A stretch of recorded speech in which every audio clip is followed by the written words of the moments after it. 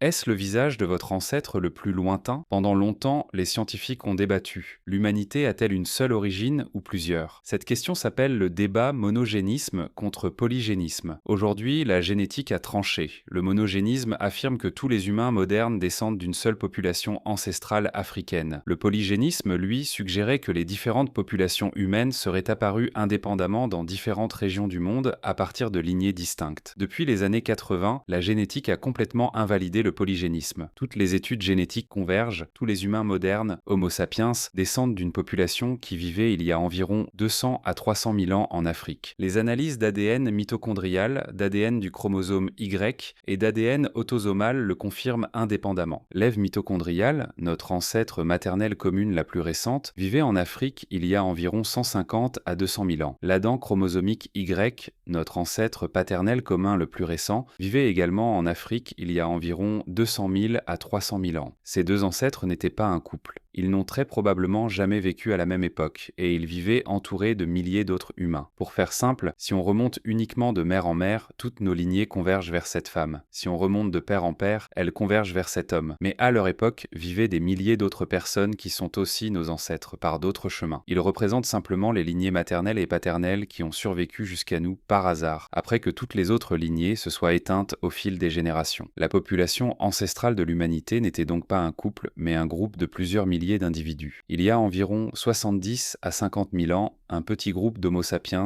a quitté l'Afrique et s'est dispersé dans le monde entier. Tous les non-africains descendent de ce petit groupe fondateur. C'est pour cela que les populations africaines sont génétiquement plus diverses que toutes les autres populations du monde combinées. Elles n'ont jamais subi le goulot d'étranglement de la sortie d'Afrique. Les humains modernes ont bien rencontré d'autres espèces humaines hors d'Afrique. Les ancêtres des Eurasiens se sont mélangés avec les Néandertaliens il y a 50 à 40 000 ans. Les populations d'Asie et d'Océanie portent aussi de l'ADN dénisovien, une autre espèce humaine découverte en Sibérie. Aujourd'hui encore, un Européen porte en moyenne 2% d'ADN néandertalien et un Papou jusqu'à 5% d'ADN dénisovien. Les Néandertaliens et les Dénisoviens descendaient eux-mêmes de populations humaines qui avaient quitté l'Afrique bien avant, il y a 500 à 700 000 ans. Mais ces espèces se sont éteintes. Seuls les Homo sapiens ont survécu. Cela ne veut pas dire que toutes les populations humaines sont identiques. Des différences existent et elles sont mesurables. Elles se sont installées après la sortie d'Afrique à mesure que les populations se dispersaient dans des environnements très différents. Le point clé, c'est l'échelle de temps. Ces adaptations ne se produisent pas à l'échelle d'une vie, ni même de quelques générations. Elles se construisent sur des centaines, voire des milliers de générations, sous la pression lente de l'environnement.